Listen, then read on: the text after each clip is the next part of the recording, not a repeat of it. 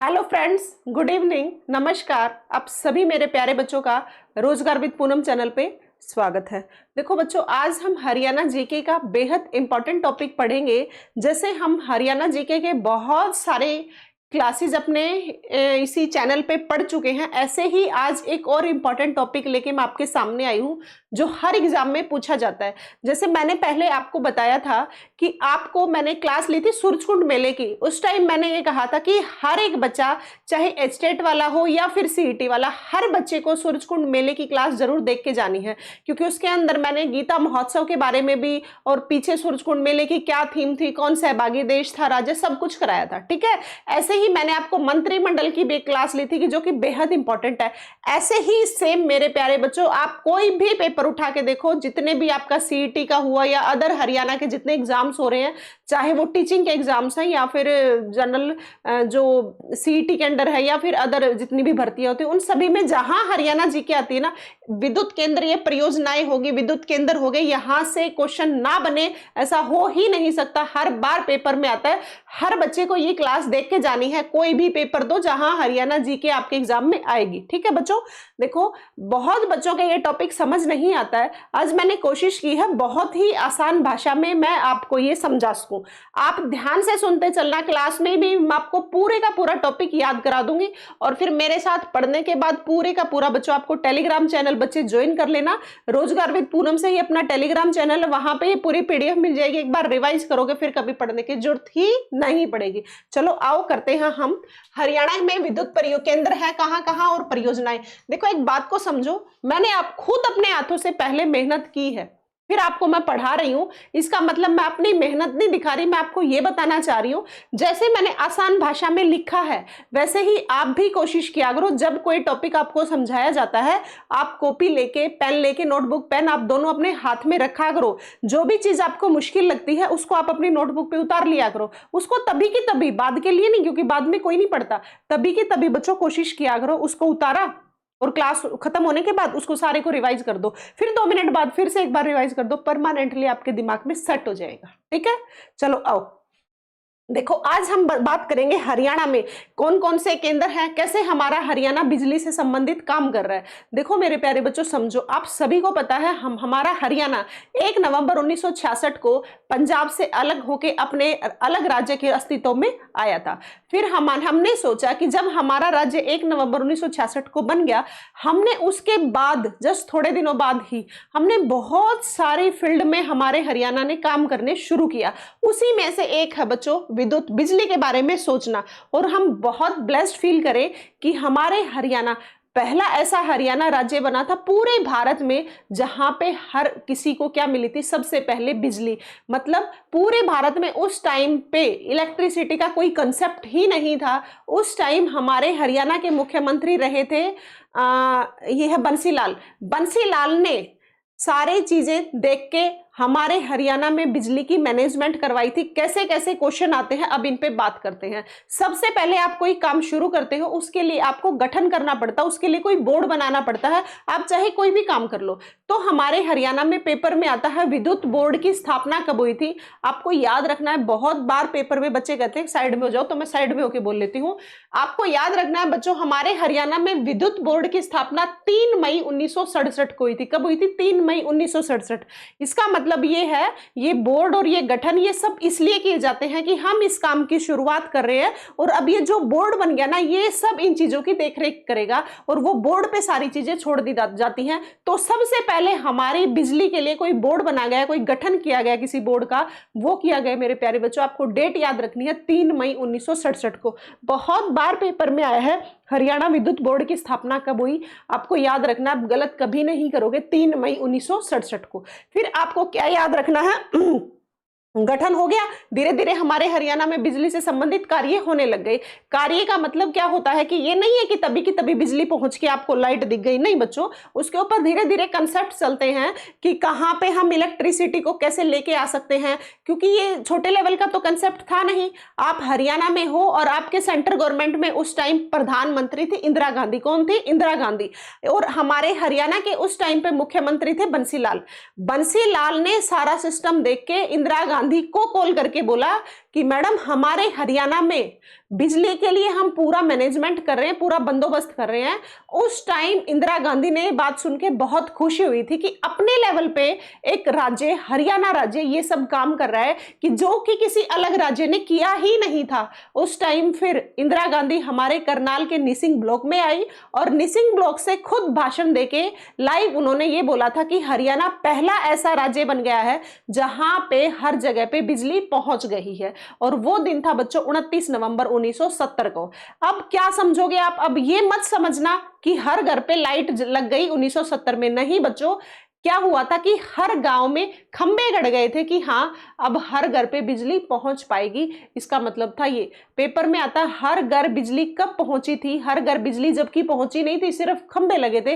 लेकिन क्वेश्चन आता है इस टाइप का, देखो हरियाणा के सभी जिलों में विद्युत पहुंचाने वाले भारत का प्रथम राज्य कब बना था, ये डेट पूछी जाती है 29 नवंबर 1970 को। और उस टाइम हमारे सीएम थे बंसीलाल और हमारे उस टाइम थे पीएम, प्रधानमंत्री कौन थे? इंदिरा गांधी। ठीक है, उस टाइम पे ये हुआ था। इसका मतलब ये था कि उस टाइम पे हर गांव में खंबे गड़ गए थे कि हाँ अब बिजली आने की, इलेक्ट्रिसिटी आने की अरेंजमेंट हो गई है, व्यवस्था हो गई है। फिर आपको याद रखनी है 1980, 1970 के जस्ट 10 साल बाद, ठीक 10 साल बाद 1980 में क्या हुआ बच्चों? हर गली में, हर गांव में, दलितों के घर, आम जनरल हर किसी के घर जो बिजली पहुंचने का काम हुआ था वो 1980 में हुआ था। अब पेपर में आ सकता हर गली बिजली पहुंचने का काम या दलित घरों में बिजली पहुंचने का। देखो यहाँ पे अब मेरा दलित और इन सब से संबंध नहीं बता रही मैं, पेपर में आता इसलिए बता रही हूँ क्योंकि यहाँ पे लोगों ने थोड़ा सा लेट पहुंचाया, या फिर मान सकते हो हर घर बिजली। ठीक है, अब वहां पे वो पहुंचाने का काम कब किया गया वो भी आपको याद रखना है बच्चों। कब? 1980 में। कब? 1980 में। और देखो विद्युत पहुंचाने वाला भारत का प्रथम राज्य कौन सा बना, वो हम बहुत ब्लेस्ड फील करें कि हमारा हरियाणा बना, जहां की हम बहुत उपजाऊ मिट्टी में रहते हैं। और वो डेट क्या थी? 29 नवंबर 1970 को हमारा हरियाणा पूरे भारत में से निकल के हरियाणा प्योर इलेक्ट्रिफिकेशन, पूरे हर जगह पे खंबे गड़ने वाला कौन सा राज्य था? हरियाणा। उम्मीद करती हूँ ये सब बातें आपको समझ आ रही है। ये उस टाइम पीएम कौन थे, उस टाइम सीएम कौन थे, क्वेश्चन पूछे जा सकते हैं। जितना मैं एक्सप्लेनेशन बता रही हूँ इस पे भी आप ध्यान देना क्योंकि ये भी आपके पेपर में पूछे जाने वाले क्वेश्चन ही हैं। ठीक है, चलो आओ आगे। फिर आपको याद रखना है हरियाणा का पहला जिला, जहां जैसे हरियाणा का पहला जिला था पंचकुला, जिसके पंचकुला जिले के हर गांव में 24 घंटे बिजली पहुंचाने वाला हमारा जिला कौन सा बना? पंचकुला। अब पेपर में आ सकता है हरियाणा का पहला जिला, आप याद रखोगे पंचकुला, जिसके हर गांव में बिजली पहुंची थी 24 घंटे, हर गांव में बिजली पहुंची 24 घंटे, वो कौन सा था? पंचकुला। अब पेपर में आ जाए हरियाणा का पहला जिला जहां 24 घंटे बिजली पहुंची, वो मेरे प्यारे बच्चों क्या था? पंचकुला। याद रखोगे। ठीक है, अब आपको याद रखना है हमारी बिजली कभी तो बन रही है तापीय से, कोयले से भी बन रही है, हम अभी परमाणु संयंत्र भी लगा रहे हैं। आपने देखा होगा गैस आधारित प्रोजेक्ट भी हमारे हरियाणा में है। देखो समझो, आप हमारे हरियाणा में सबसे पहले, आप मानोगे आप पहले तो ये सोचो बिजली किस किस से बन सकती है। आप जल से बिजली बना सकते हो। आपको पता है जल की क्वांटिटी पहले ही बहुत कम, जल का लेवल बहुत नीचे जाने लग रहा है। आप जल का कितना यूज कर सकते हो? एक लिमिटेड ही, एक निश्चित अमाउंट में ही आप जल से क्या कर सकते हो? बिजली बना सकते हो। फिर आपका दूसरा क्या ऑप्शन, क्या सोर्स हो सकता है जिसको बिजली बना सकते हो? वो हो सकता है बच्चों कोयला। कोयले से आप क्या करोगे? आपको पता है ये अनवीनीकरण है जिसको आप दोबारा से नहीं बना सकते।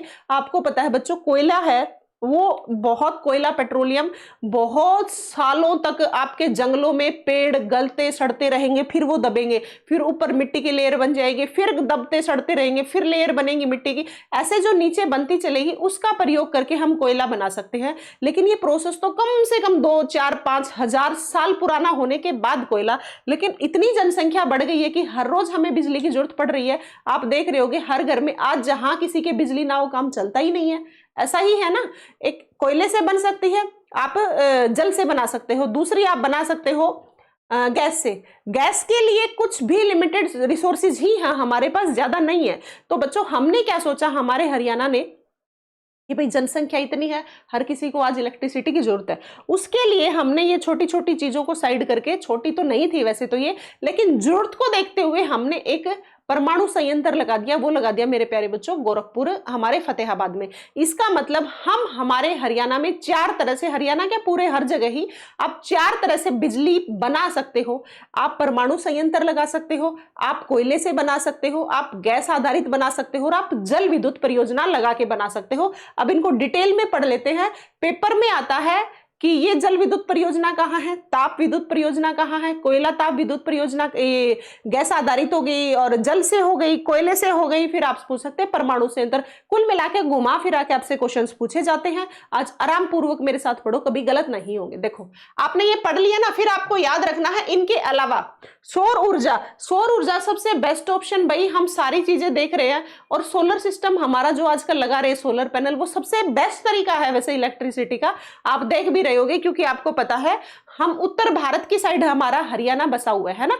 जो भूमध्य रेखा के आसपास वाले जो देश है ना, उनमें तो समस्या नहीं है क्योंकि वहां पे हर टाइम क्या है, गर्मी पड़ रही है और आप वहां से प्रयोग कर रहे हो। लेकिन उत्तर भारत में भी आप देख पा रहे हो बहुत टाइम तक हमारे सन से गर्मी आती ही रहती है। कुछ टाइम ही सर्दियों का ऐसा आता है जब आपकी धूप नहीं निकलती है, नहीं तो 12 महीने लगभग निकलती है, एक आधे महीने को छोड़ के।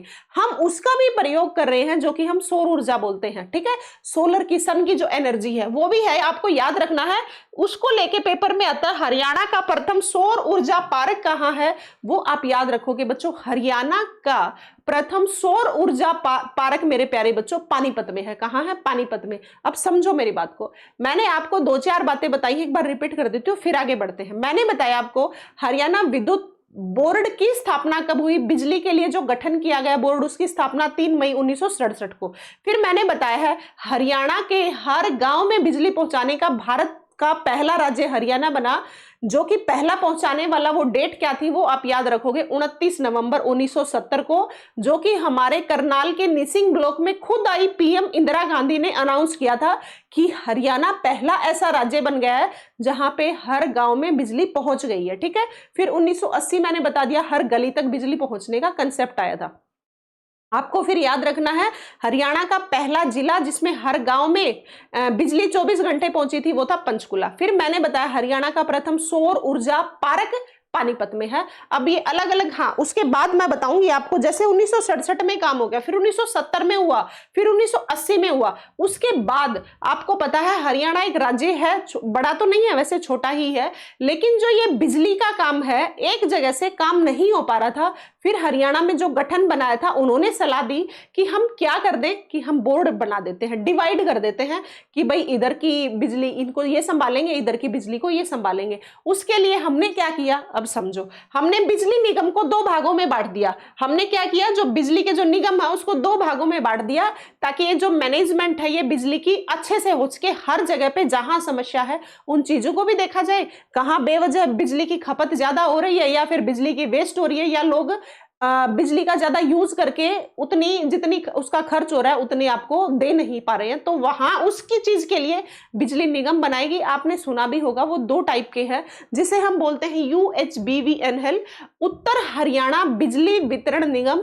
एक है मेरे प्यारे बच्चों DHBVNL, दक्षिण हरियाणा बिजली वितरण निगम। ठीक है, अब आपसे पेपर में पूछा जाएगा इनकी स्थापना कब हुई, वो आपको याद रखना है। ये 2 भागों में बांटे 1999 में। कब बांटे? 1999 में, जिसको हम बोलते हैं UH उत्तर हरियाणा बिजली वितरण निगम लिमिटेड, दक्षिण हरियाणा बिजली वितरण निगम लिमिटेड। अब ये जब बना दिए तो इनके हेडक्वार्टर भी बनाएंगे, तो उत्तर वाले का तो पंचकुला बना दिया और दक्षिण वाले का हिसार बना दिया। ठीक है, ये आपको याद रखने हैं।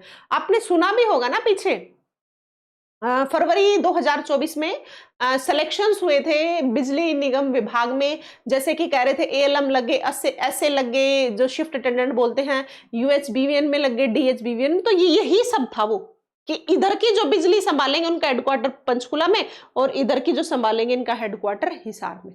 ठीक है, उम्मीद करती हूँ सारी की सारी बातें आपको समझ आ गई। जितनी एक्सप्लेनेशन दे रही हूँ उस पर विशेष ध्यान रखना, क्योंकि वहां उसको समझ लोगे तो फिर क्वेश्चन वैसे भी गलत नहीं करोगे। ठीक है, और ये जितना मैं पढ़ा रही हूँ बच्चों, ये आपको PDF मिल जाएगी अपने ही चैनल, इस पे टेलीग्राम चैनल को ज्वाइन कर लेना सभी बच्चे। टेलीग्राम चैनल का नाम भी बच्चों अपने ही चैनल का जो नाम है वही है, रोजगार विद पूनम। अब वहां पे सारी PDF एक बार फिर से पढ़ लेना। और वैसे आप कोशिश किया करो कि नोटबुक और पेन हाथ में लेके बैठो, कि जहां कहीं किसी चीज में समस्या आती है आप उसको याद कर लो। ठीक है, आज मैंने ना ये विद्युत केंद्र परियोजना बिजली से रिलेटेड कुल मिला के जितने क्वेश्चन आते हैं ना, वो मैंने सारी बातें आज आपके सामने करने की कोशिश कर रही हूँ। उसके बाद कभी गलत नहीं होगा। मैंने आपको एक हरियाणा के परिवहन का टॉपिक भी कराया था, वो बच्चों बेहद इंपॉर्टेंट टॉपिक है और बहुत मुश्किल लगता है बच्चों को। बहुत बच्चों के कमेंट्स भी आए थे कि मैम मुश्किल लगता था, अब मुश्किल नहीं लगता। उन्हीं में से ये भी केंद्रीय परियोजनाएं विद्युत बिजली का जो टॉपिक है वो भी बच्चों को मुश्किल लगता है। मेरी कोशिश आज यही रही है कि मैं इस हिसाब से आप लोगों के सामने लिख दूं, इस हिसाब से बोल पाऊं कि आप उस चीज को डायरेक्ट समझ पाओ, आज के बाद उस चीज में आपको मुश्किल ना लगे। ठीक है, चलो आओ बच्चों, और जो नए बच्चे जुड़ रहे हैं भाई वो चैनल को सब्सक्राइब कर लेना और बेल आइकन को प्रेस कर लेना, आपके पास नोटिफिकेशन आती रहेगी कौन से टाइम पे अपनी क्लास आ रही है। ठीक है, चलो आओ बच्चों, आपको बताऊंगी अब विद्युत के अंदर हमने बात कर ली कि कैसे बिजली बोर्ड का गठन हुआ, कैसे किसने काम किया। अब ये निगम भागों में विभाजित कर दिया, जिसको कि 1999 में उत्तर हरियाणा बना दिया, दक्षिण हरियाणा, उत्तर वाले का हेडक्वार्टर पंचकुला बना दिया, दक्षिण वाले का हिसार बना दिया। अब जब ये सब काम होने के बावजूद मैंने आपको बताया हमारे हरियाणा में 3-4 तरीके हैं जिससे हम बिजली बनाते हैं। तो वो बिजली बनाने के जो तरीके हैं ना, उनके लिए कुछ केंद्र बनाए गए हैं कि हाँ भाई सोनीपत में इस चीज की बिजली बन रही है, पानीपत में इस चीज की बन रही है, यमुनानगर में इसकी बन रही है, फतेहाबाद में। तो वो सारे के सारे पूछे जाते हैं कि ये वाला विद्युत केंद्र कहाँ पे है, ये परियोजना कहाँ शुरू की गई है, कितने मेगावाट में शुरू की गई है, कब की गई है, इस टाइप के क्वेश्चन आते हैं, वो मैं आपको करवा देती हूँ। देखो बच्चों, आपको विद्युत केंद्र याद रखने हैं कि बिजली जो बनने के केंद्र है वो कहाँ कहाँ, हम उस पर बात कर रहे हैं। देखो सबसे पहले है पानीपत तापीय विद्युत केंद्र। अब आप पानीपत का तापीय से पता लग रहा होगा कि ये कोयले से ताप से बनी है। ठीक है, आपको पता है ये एक फिक्स रेशो में ही बनाई जा सकती है, ज्यादा नहीं बना सकते। जैसे हम इन चीजों को देखते हुए हमने फतेहाबाद गोरखपुर वाला शुरू कर रहे हैं जो कि परमाणु का है। ठीक है, देखो बच्चों, पानीपत तापीय विद्युत केंद्र आपको याद रखना है, ये है आसन गांव में, और आसन गांव है बच्चों पानीपत का ही। कहां का गांव है? पानीपत का। आपसे जब भी पेपर में आ जाए पानीपत तापीय विद्युत केंद्र कहां है, आसन गांव याद रखना है, क्योंकि पानीपत से ही आपको पता चल रहा है कि ये पानीपत में है। अब आपकी से क्षमता पूछी जाती है, आपको क्षमता याद रखनी है। इसकी है क्षमता बच्चों 1379 मेगावाट। कितनी है? 1370 मेगावाट। कितनी है बच्चों? 1370 मेगावाट है। और निर्माण शुरुआत इसकी कब की गई? वो की गई बच्चों 1979 में। 1979 में पानीपत तापीय विद्युत परियोजना बनाई गई और जिसकी की क्षमता बच्चों 1300 मेगावाट है। कहां कितनी है? 1300 मेगावाट है, सॉरी फिर गलती बोल रही हूँ, सॉरी बच्चों, 1370 मेगावाट है और शुरुआत हुई 1979 में। उम्मीद करती हूँ याद हो गया होगा। और पानीपत तापीय विद्युत परियोजना कहाँ है? पानीपत जिले का ही गांव है आसन गांव। कौन सा गांव है? आसन गांव, जिसकी की क्षमता कितनी है? 1370 मेगावाट। और शुरुआत कब हुई? 1979। पानीपत न तो 79 न यहां पे आ रहा है। इस साउंड से भी आप थोड़ा बहुत रिलेट कर पाओगे पेपर में। ठीक है, देखो जैसे आसन हो गया, पानीपत हो गया और 9 हो गया, इस तरीके से आप रिलेट करके याद कर सकते हो। ठीक है बच्चों, ये हो गया पानीपत तापीय विद्युत केंद्र परियोजना जो कि 1370 मेगावाट है। 1979 में शुरुआत हुई थी। मेगावाट याद हो गया, आसन गांव याद हो गया। अब हम दूसरा बात करते हैं दीन बंधु छोटूराम तापीय विद्युत परियोजना। दीन बंधु छोटूराम तापीय विद्युत परियोजना कहां पे है? बहुत बार पेपर में आया है, आज के बाद आप याद नहीं करोगे। जैसे पानीपत वाला आसन गांव पानीपत में है, ऐसे ही दीन बंधु छोटूराम तापीय विद्युत परियोजना मेरे प्यारे बच्चों यमुनानगर में है। कहां पे है? यमुनानगर में। आपको याद होगा छोटूराम हमारे जो है बिलोंग करते थे गढ़ी सापला, जिसका कि नाम बदल के सर छोटूराम नगर कर दिया गया है। फिर आपको याद होगा छोटूराम की सारी चीजें रोहतक में है। कहां है? रोहतक में। और आपको यह भी याद होगा डी क्रस्ट यूनिवर्सिटी है, एक डी क्रस्ट दीन बंधु छोटूराम वाली यूनिवर्सिटी साइंस एंड टेक्नोलॉजी की, ये मुरथल सोनीपत में है। ये अलग अलग बातें हैं। दीन बंधु छोटूराम की कई चीजें हैं, सारी चीजें उनका संबंध था रोहतक गढ़ी सापला से। फिर आपको डी क्रस्ट यूनिवर्सिटी जो 1987 में बनी, ये सोनीपत में है। और अब मैं बात कर रही हूं दीन बंधु छोटूराम तापीय विद्युत परियोजना। ये दीन बंधु छोटूराम तापीय विद्युत परियोजना है कहां पे? आपको याद रखना है बच्चों, ये यमुनानगर में है। कहां पे है? यमुनानगर में। लिखा नहीं शायद मैंने, है ना, यमुनानगर। ये याद रखना बच्चों, ठीक है। इसकी क्षमता याद रखना, इसकी क्षमता कम है। सभी की क्षमता जरूर याद रखनी है, कई बार पेपर में पूछ लेते हैं। कहां पे है, कब शुरुआत और कितनी क्षमता है, 3 ही बातें आपको याद रखनी है। ठीक है, जैसे हमारी पहले की होगी ऐसे ही आपको दूसरे की करनी है। दीनबंधु छोटूराम तापीय विद्युत परियोजना, जिसकी की जो कि स्थापित है यमुनानगर में, जिसकी की क्षमता है मेरे प्यारे बच्चों 600 मेगावाट। कितनी है? 600। आपको ये 600 मेगावाट याद रखनी है, ठीक है। एक आपको याद रखना है, ये हमारी ऐसी परियोजना थी जो कि निजी कंपनी के हाथों सौंपा गया। अब निजी कंपनी का मतलब समझो, हमारी जो बिजली के जो कोयले की जो आप देखते हो ना ट्रेन आती हैं, ये बड़ी बड़ी जो पीछे लोहे की ये जो मतलब ट्रक टाइप से, टंक टाइप से नहीं होते, उनके अंदर फिल होके आती है। और कुछ हमारी जो गैस के आधारित है, जैसे जमीन जमीन में पाइपों से, ठीक है। तो ये क्या क्या है बच्चों, इनका समझना आप। कुछ चीजें हमारी झारखंड रांची से आती हैं। कहां से? झारखंड से। लेकिन जो हमारी कुछ हैं उड़ीसा से आती हैं, उड़ीसा के जगह से आती हैं। ये बातें आपको याद रखनी है। आपको ये भी ध्यान रखना है कि दीनबंधु वाली है, निजी कंपनी को सौंपा गया था ये सारा काम, और निजी कंपनी में भी रिलायंस ने इस पे काम किया था, ठीक है। ये याद रखना है, आपको याद रखना है। दीनबंधु छोटूराम तापीय विद्युत परियोजना कहाँ है? यमुनानगर में। क्षमता कितनी है? 600 मेगावाट। उम्मीद करती हूँ अभी 2 ही बताई हैं, याद रखना। जल्दी जल्दी तो नहीं करा रही हूं, ऐसा तो नहीं है? चलो अगला पढ़ो। अरावली सुपर तापीय विद्युत परियोजना। आपको 2-3 है ये। एक तो है अरावली, फिर आएगी महात्मा गांधी वाली, और एक इनके बेटे की अरावली, जो इसका इंदिरा गांधी नाम है, इसे इसके बेटे की आएगी राजीव गांधी। ये तीनों के तीनों गांधी पे बेस्ड है। आपको याद रखना है अरावली और महात्मा गांधी वाली, ये तो है बच्चों झज्जर झाड़ली में। कहां पे है? झज्जर झाड़ली में। और जो राजीव गांधी वाली आगे पढ़ाऊंगी वो है मेरे प्यारे बच्चों हिसार में। कहां पे है? हिसार में। पहली बात तो ये अंतर याद रखना है, फिर आपको याद रखना है कौन सी बड़ी है कौन सी छोटी है, फिर आपको याद रखना है कब शुरुआत हुई थी। चलो आओ, अरावली सुपर तापीय परियोजना, जिसे हम इंदिरा गांधी तापीय अरावली सुपर से आप याद रखना, सुपर हमारी इंदिरा गांधी ही थी, ठीक है।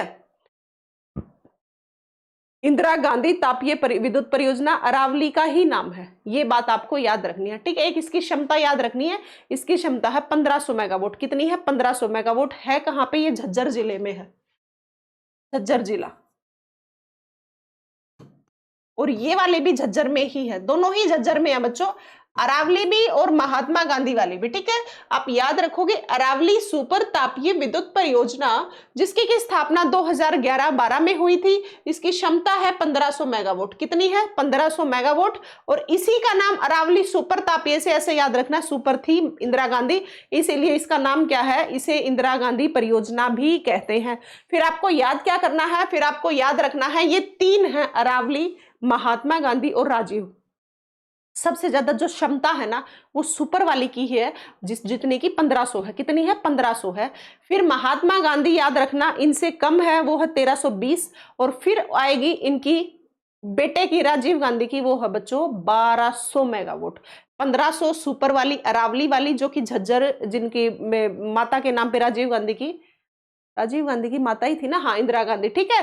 तो वो कितनी है? 1500 मेगावाट है। ये 1320, अगली 1200 है, 2010 में शुरुआत हुई। चलो आगे छोड़ेंगे उसको, आगे पढ़ेंगे। देखो आप यहां से समझो, सिर्फ इसको ये समझना, अरावली सुपर तापीय विद्युत परियोजना स्थापना 2011-12 में, क्षमता है 1500 मेगावाट। इसे इंदिरा गांधी तापीय विद्युत परियोजना भी कहते हैं। अभी पढ़ाया मैंने अरावली 1500 मेगावाट, शुरू कब हुई? 2011-12 में। इसे हम इंदिरा गांधी परियोजना भी कहते हैं। है कहां पे? झज्जर जिले में। चलो अब इसको साइड करो, अगली पढ़ो। महात्मा गांधी तापीय विद्युत परियोजना, हर मैं क्या पढ़ा रही हूं? अभी तापीय की ही पढ़ा रही हूं, जिसकी की क्षमता कितनी है? 1320 मेगावाट। और ऊपर वाली की इंदिरा गांधी वाली की कितनी थी? 1500 मेगावाट। कितनी थी? 1500, और इसकी 1320, ठीक है। और ये शुरुआत कब हुई? ये बच्चों 2012 में हुई। उम्मीद करती हूँ ये बात आप याद रखोगे। ये भी 11-12 है, ये भी 11-12, ठीक है। चलो कर लोगे याद, आगे आओ। फिर देखो राजीव गांधी तापीय विद्युत परियोजना, ये मेरे प्यारे बच्चों हिसार में है। कहां पे है? हिसार में। वो दोनों थी गांधी वाली झज्जर के झाड़ली में, और ये है हिसार में, ठीक है। लिखा है मैंने, हाँ लिख दिया, ठीक है। इसकी स्थापना 2010 में, और वो कब थी? 2012 में। और इसकी क्षमता है 1200 मेगावाट। अब तीनों मैंने बता दी। अब समझो, मैंने सबसे पहले बताया आपको अरावली सुपर तापीय विद्युत परियोजना, जो कि झज्जर जिले में है। उसकी क्षमता कितनी थी, सुपर से याद रखना 1500 थी। फिर मैंने बात की महात्मा गांधी वाले की, उसकी क्षमता मैंने कितनी बताई, 1320 बताई। अब मैं ये बता रही हूँ, वो दोनों झज्जर में थी। अब मैं बता रही हूँ राजीव गांधी तापीय विद्युत परियोजना, जिसकी की क्षमता है कितनी, 1200 मेगावाट। इसका मतलब ये छोटी है उन दोनों की बजाय, ठीक है। 1200 मेगावाट। स्थापना 2010 में हिसार में हुई थी। इनकी स्थापना सभी की याद रखनी है, ठीक है बच्चों। अब आते हैं, ये तीनों होगी गांधी गांधी वाली। अब आते हैं सबसे बड़े पे, परमाणु ऊर्जा संयंत्र, परमाणु GH, गोरखपुर हरियाणा अणु विद्युत परियोजना। इसका ये नाम भी है भाई, गोरखपुर, देखना एक बार, गोरखपुर हरियाणा अणु विद्युत परियोजना, ये आपको याद रखना। देखो बच्चों, ये 2014 में शुरू होनी थी। अब समझना, हरियाणा गोरखपुर हरियाणा अणु विद्युत परियोजना, ये बच्चों शुरुआत तो होनी थी इसकी 2014 में, नींव भी रख दी थी। वो जो नींव रखी थी वो डॉक्टर मनमोहन सिंह जी ने रखी थी, याद रखना आपको, क्योंकि 4 से 14 तक हमारे PM थे मनमोहन जी, उस टाइम उनके द्वारा रखी गई थी नींव। लेकिन नींव तो रखती, ये काम तो आगे चलते रहते हैं, क्योंकि ये हमारे हरियाणा लेवल के तो है नहीं, ये पूरे इंडिया लेवल की बात चल रही है। जब इंडिया लेवल की बात है तो उस टाइम जो हमारे PM थे मनमोहन जी, उन्होंने रख दी, लेकिन ये काम तो आगे भी चलता रहेगा। तो अब नरेंद्र मोदी जी की उपस्थिति में भी इनमें बहुत काम हो रहे हैं, ठीक है। लेकिन पता है, ये गोरखपुर वाला जो है ये परमाणु संयंत्र है, और ये काम अपने आप में बहुत बड़ी रिस्क होती है। जैसे गोरखपुर में है, लेकिन आसपास के जितने क्षेत्र हैं ना, उनको नुकसान बहुत हो सकता है। आपने सुना होगा भोपाल गैस त्रासदी वाला 1984 में, मध्य प्रदेश वाला, जिसमें कि मिक गैस रिलीज हुई थी, मिथाइल आइसोसाइनाइड वाली। तो वो मिक गैस जो रिलीज हुई थी, जो मिक गैस की वजह से कितना नुकसान हुआ था, सेम कंडीशन यहाँ हो सकती है। इसीलिए यहाँ पे एनवायरमेंट कोर्ट ने टांग अड़ाई बीच में।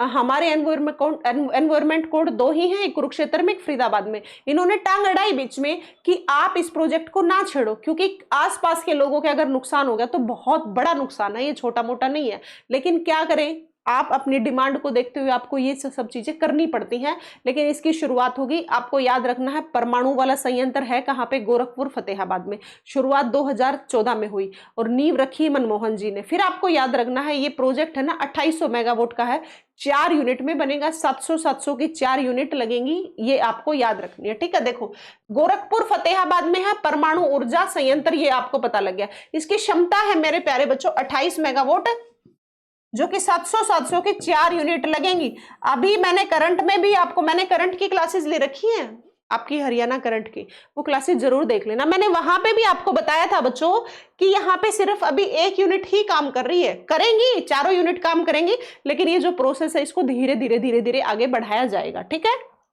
चलो आगे आओ। गैस आधारित, वो आपको याद हो गई ना, ये इतना ही था, ठीक है।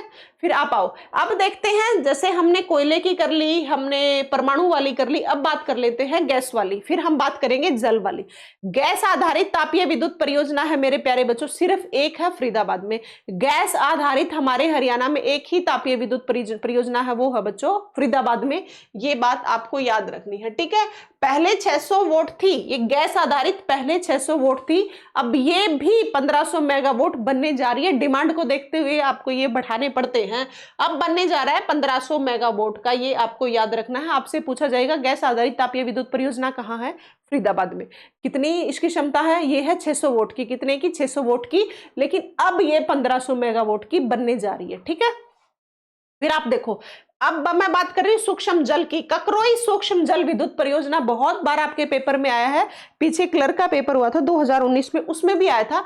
ककरोई सूक्ष्म जल विद्युत परियोजना कहाँ है, आप याद रखोगे, ये सोनीपत में है। कहाँ पे है, सोनीपत में है। ककरोई सूक्ष्म जल विद्युत परियोजना सोनीपत में है, लिखा नहीं क्या मैंने, हाँ। इसकी क्षमता याद रखनी है, थोड़ी सी है इसकी क्षमता, ज्यादा नहीं है। ककरोई सूक्ष्म से ही पता लग रहा है, ये छोटी सी परियोजना है।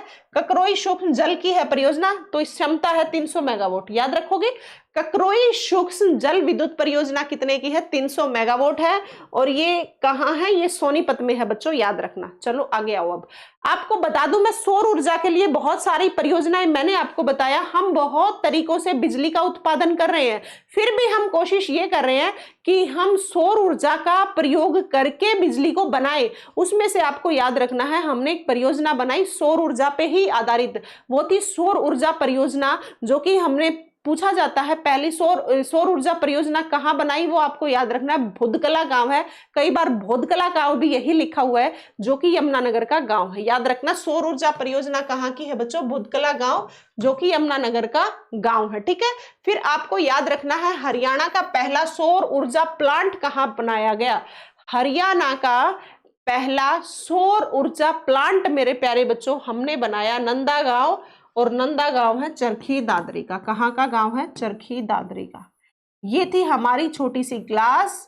मेरी कोशिश ये रही है मैं आपको एक्सप्लेनेशन ज्यादा से ज्यादा दूं, ध्यान से सुनी होगी तो गलती नहीं करोगे। एक बार मैं फिर से सारे का सारा आपको रिवाइज कराऊंगी, आप पता नहीं बाद में याद करते हो भी या नहीं भी। और ये पूरी पीडीएफ मिल जाएगी, एक बार जरूर देख लेना, थोड़ी सी कृपा बरसा लेना अपने आप पे ही और मुझ पे भी। जब मेहनत की जा रही है तो वो मेहनत का रिजल्ट दिखना चाहिए बच्चों। देखो पढ़ो ना, जब भी आप पढ़ाई कर रहे हो, कुछ भी कर रहे हो, वो बिल्कुल इच्छा से करो, दिल से करो।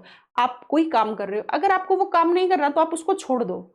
आपके ऊपर कोई प्रेशर नहीं है कि आप अब इतने छोटे बच्चे भी नहीं हो कि आपके ऊपर प्रेशर देके कि हाँ आपको ये चीज पढ़नी है तो पढ़ो। नहीं बच्चों, आप इस लेवल पे, आप जब नौकरी की तैयारी कर रहे हो, आप इस लेवल पे तो पहुंच चुके हो कि आपके अंदर खुद के अंदर समझ है कि मुझे वास्तव में मुझे तैयारी करनी है या फिर टाइम पास करना है। देखो अगर टाइम पास करना है ना, तो क्यों तो बेवजह माँ बाप का टाइम वेस्ट करना है, क्यों अपनी आंखें बर्बाद करनी है। कुछ नहीं करना तो आप साइड करके सिर्फ एंजॉय करो। आपको साल 2 साल 4-5 साल बाद जरूर समझ आ जाए कि हम अगर सही समय पे सही समय का सदुपयोग कर लेते तो आज हमें फायदा होता। लेकिन बहुत सारे लोग हैं, और यूट्यूब तो एक ऐसा खुला मंच है जिसपे कोई भी आके कुछ भी बोल जाता है। और उन्हीं में से कुछ बच्चे ऐसे भी हैं जिनका हम इतिहास देखते हैं, वो बताते हैं कि हम सिर्फ टॉपिक यूट्यूब पे पढ़ के नौकरी लगे हैं। ऐसे भी उदाहरण है, और ऐसे भी उदाहरण है कि यूट्यूब पे कुछ भी नहीं होता। तो हर टाइप की आपको दुनिया देखने को मिल जाएगी। आप कहाँ स्टैंड करते हो वो आप पे डिपेंड करता है। मैं एक ही बात सलाह देती हूँ बच्चों, आपको किसी भी बाहरी मोटिवेशन की जरूरत ही नहीं है। जब भी आपका पढ़ने का मन नहीं करे, आप अपने घर के हालात देखा करो, अपने माँ बाप की नजरों से नजरें मिला के देखा करो। जब आप पढ़ते नहीं हो, आपका खुद का दिल ये कह देगा कि मैं अपने माँ बाप के साथ धोखा करने लग रहा हूं, जो कि खूब गलत है। क्योंकि कल को ना आप माँ बाप आप भी बनने जा रहे हो, और आपके बच्चे आपके साथ करेंगे तब तो छोड़ो, वो तो बाद की बातें हैं। आपको खुद को ही फील हो जाएगा कि मैंने अपने भविष्य को कैसे गर्त में लेके चली गई या चला गया। ठीक है, इसीलिए कहती हूं जब पढ़ते हो इतना ईमानदारी से शिद्दत से पढ़ा करो कि उस टाइम जब पढ़ रहे हो उस टाइम उसके अलावा हमें कुछ नहीं चाहिए। ठीक है, हाँ बाद में मस्ती करनी है करो, बहुत टाइम होता है, 24 घंटे आपके ही हैं और किसी के नहीं है। ठीक है, चलो देखो बच्चों, मैं एक बार फिर से बता देती हूँ। हरियाणा में विद्युत केंद्र परियोजनाएं हमने पढ़नी शुरू की, जो कि बेहद इंपॉर्टेंट टॉपिक है, जो कि हर जगह पे आता है और बच्चे यहाँ पे फंसते भी हैं। मैंने जितने क्वेश्चन बन सकते हैं ना विद्युत परियोजनाओं से सारे आपके समक्ष रख दिए हैं। इनको ध्यान से एक बार फिर से रिवाइज करा देती हूँ, इनको एक बार सुन लेना। देखो, हरियाणा विद्युत बोर्ड की स्थापना कब हुई? 3 मई 1967 को। कब हुई हरियाणा विद्युत बोर्ड की स्थापना? हमारा राज्य बना 1 नवंबर 1966, जस्ट उसके 6 महीने बाद 3 मई 1967 को हमारा बोर्ड बन गया था बिजली का। ठीक है, हरियाणा के सभी जिलों में विद्युत पहुंचाने वाला भारत का प्रथम राज्य, सभी जिलों में हरियाणा बना था भारत का प्रथम राज्य, जो कि हर जगह पे बिजली पहुंचाने वाला। कुल मिलाके के खंबे लगे थे उस टाइम पे, वो लगे थे कब? 29 नवंबर 1970 को। ये बात आपको याद रखनी है। चलो आगे आओ। फिर आपको याद रखना है हरियाणा का पहला जिला जहां 24 घंटे बिजली पहुंची बच्चों, हरियाणा का वह जिला था जिसके हर गांव में 24 घंटे बिजली पहुंची, वो था मेरे प्यारे बच्चों पंचकुला। क्या था? पंचकुला। फिर आपको याद रखना हरियाणा का प्रथम सौर ऊर्जा पार्क कहां बना? हरियाणा का प्रथम सौर ऊर्जा पार्क बना बच्चों पानीपत में। कहां बना? पानीपत में। अब जब हम ये जो बिजली का इतना बड़ा प्रोजेक्ट छेड़ रहे हैं, बिजली बनाने का काम कर रहे हैं, ये सब चीजें काम कर रहे हैं, इनके लिए कुछ बोर्ड अलग अलग से गठन करना पड़ेगा, ताकि इस एरिया का ये वाला हेडक्वार्टर चीजों को देख ले, इस वाले का ये हेडक्वार्टर। इस तरीके से हमने इन निगमों को 2 भागों में बांट दिया।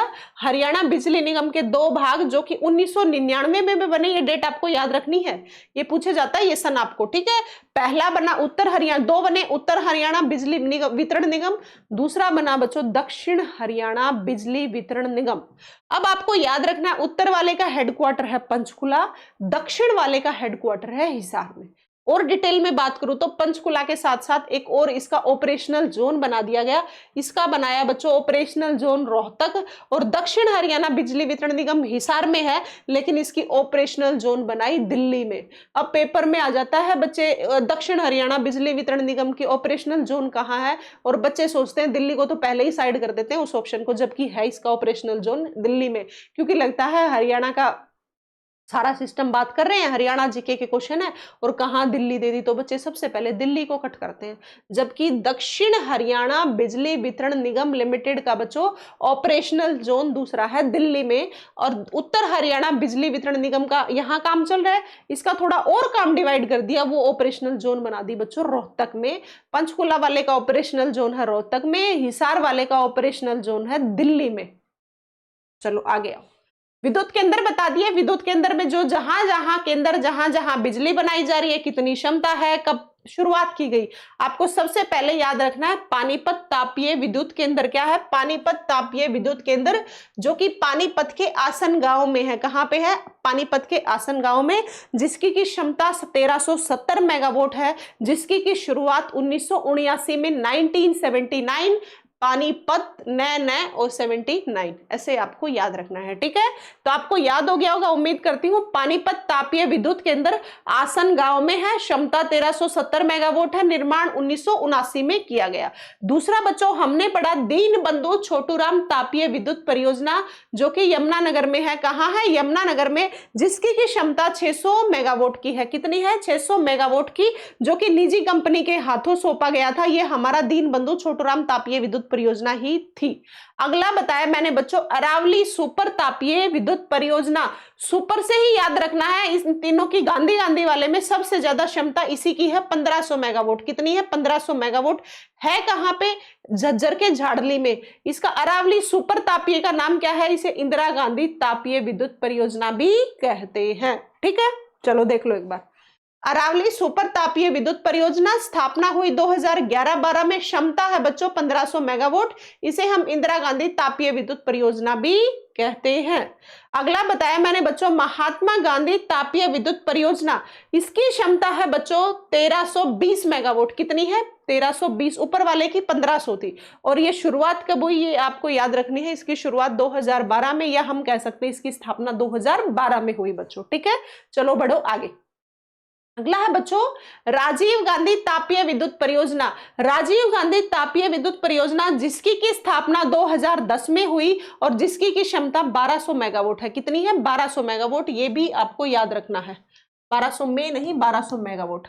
अगला है बच्चों परमाणु ऊर्जा संयंत्र, जो कि मैंने बता दिया गोरखपुर फतेहाबाद में है, जिसे हम गोरखपुर हरियाणा अणु विद्युत परियोजना भी बोल सकते हैं। क्षमता 2800 मेगावाट, जिसकी की नींव रखी थी हमारे देश के प्रधानमंत्री, जो कि अब स्वर्गवासी या दिवंगत, कुछ भी शब्द यूज कर सकते हो, मनमोहन जी के लिए, जिसकी की क्षमता 2800 मेगावाट है। नींव रखी थी हमारे मनमोहन जी ने, और जिसकी की यूनिट है 4 यूनिट में काम करेगा। 700 की 4 यूनिट, और 1 यूनिट पे काम चल रहा है, अभी 3 यूनिट पेंडिंग है। और ये जब शुरुआत हुई थी, इसके लिए हमारे एनवायरमेंट कोर्ट ने टांग उड़ाई थी, कुरुक्षेत्र वाले एनवायरमेंट कोर्ट ने, कि आप जो ये कर रहे हो गलत कर रहे हो। आगे आओ। गैस आधारित तापीय विद्युत परियोजना आपको याद रखनी है बच्चों। गैस आधारित तापीय विद्युत परियोजना हमारी है फरीदाबाद में। कहां पे है? फरीदाबाद में, जो कि पहले 600 वोट की थी, अब वही बढ़ा के 1500 मेगावाट करने जा रहे हैं। ठीक है, याद रखना है, बनने जा रहा है 1500 मेगावाट का। फिर मैंने बताया जल विद्युत परियोजना, छोटी सी परियोजना है जल विद्युत की, जो कि ककरोई सोनीपत में है। कहां पे है? ककरोई सूक्ष्म जल विद्युत परियोजना सोनीपत में, जिसकी की क्षमता है बच्चों 300 मेगावाट। कितनी है? 300 मेगावाट। याद रखना, इसकी क्षमता थोड़ी है। फिर मैंने बताया है सौर ऊर्जा परियोजना। जैसे सौर ऊर्जा पार्क पानीपत में था, ऐसे ही सौर ऊर्जा की जो परियोजना शुरू की गई वो बच्चों यमुनानगर में की गई। कहाँ की गई? यमुनानगर में। फिर आपको याद रखना है, जैसे पार्क पानीपत में है परियोजना यमुनानगर के बुधकला से, ऐसे ही आपको याद रखना हरियाणा का पहला सौर ऊर्जा प्लांट कहाँ लगाया गया? वो लगाया गया मेरे प्यारे बच्चों नंदा में, नंदागांव चरखी दादरी में। कौन सा है? नंदागांव चरखी दादरी। एक और साथ साथ आप लगे हाथ याद रख लेना, हरियाणा की सोलर सिटी हम गुरुग्राम को बोलते हैं। किसको बोलते हैं? गुरुग्राम को। हरियाणा की सोलर सिटी कौन सी है? गुरुग्राम। हरियाणा का प्रथम सौर ऊर्जा पार्क कहाँ पे? पानीपत में। हरियाणा की सौर ऊर्जा परियोजना बुधकला यमुनानगर में। हरियाणा का प्रथम सौर ऊर्जा प्लांट नंदागांव चरखी दादरी में। तीन बातें अलग अलग हैं, तीनों याद रखनी है। फिर आपको याद रखना है हमारी सोलर सिटी कौन सी है हरियाणा की? हरियाणा की सोलर सिटी, मेडी सिटी, ये सभी नाम किसके हैं बच्चों? मनोरंजन हब, ये सभी नाम है मेरे प्यारे बच्चों गुरुग्राम के। ये थी आज की हमारी क्लास, बेहद इंपॉर्टेंट हर बच्चे के लिए। चाहे कोई भी बच्चा हरियाणा जीके जाएगी, वो यहाँ से हमेशा पेपर में पूछे जाते हैं। इस टॉपिक को बिल्कुल आराम से याद कर लेना। जहाँ कहीं फिर भी समस्या आती है आप कमेंट सेक्शन में डाल देना, जो दिक्कत आती है मैं आपकी जरूर कमेंट सेक्शन में देखती हूँ, ठीक है। आप क्लास अच्छी लगी आपको तो आप क्लास को लाइक कर सकते हो। आप अपने छोटे भाई बहन को भी बता सकते हो, अपनी क्लासेस चल रही है अपने ही चैनल पे। मैंने हिंदी की प्रीवियस ईयर पेपर की क्लासेस, आप प्लेलिस्ट चेक करना, उसमें आपको सब कुछ मिल जाएगा। हरियाणा की करंट भी पढ़ा रखी, हिंदी भी पढ़ा रखी है, और थोड़ी बहुत मैं कभी कभी बीच में साइंस भी लेके आती हूँ। डेली नहीं लेके आ रही क्योंकि उसमें बच्चे बोर हो जाते हैं फिर, ठीक है। और ये थी आज की हमारी हरियाणा की पूरा एक, मैं चाह रही थी डीपली आपको मैं बता पाऊँ। जैसे आपको मैंने हरियाणा का परिवहन कराया था, हरियाणा का मंत्रिमंडल कराया था, सूरजकुंड मेला बताया था, हरियाणा की नदियों का टॉपिक था, और एक हरियाणा की विद्युत परियोजना है। ये बेहद इंपॉर्टेंट टॉपिक है, इनसे आपकी जीके आए वहां से टॉपिक साइड में से निकल जाए, इनसे ना आए ऐसा हो नहीं सकता। तो इस क्लास को बच्चों पूरी देख लेना, और ये पीडीएफ आपको टेलीग्राम चैनल ज्वाइन कर लेना, रोजगार विद पूनम से, वहां पे मिल जाएगी, ठीक है बच्चों। आराम से पढ़ते रहो, पॉजिटिव रखो अपने आप को, अपने आसपास के माहौल को सकारात्मक रख के पढ़ते चलो, एक दिन जरूर सफल हो जाओगे। लेकिन लगातार पढ़ते रहना, आपको ये नहीं देखना कि कब पेपर आ रहा है और कब पेपर जा रहा है, सिर्फ आपको ये देखना है जब पेपर आएगा तब हमारा सिलेक्शन होगा कि नहीं। आपको इस बात को ध्यान में रखते हुए लगातार पढ़ते जाना है। चलो, थैंक यू बच्चों।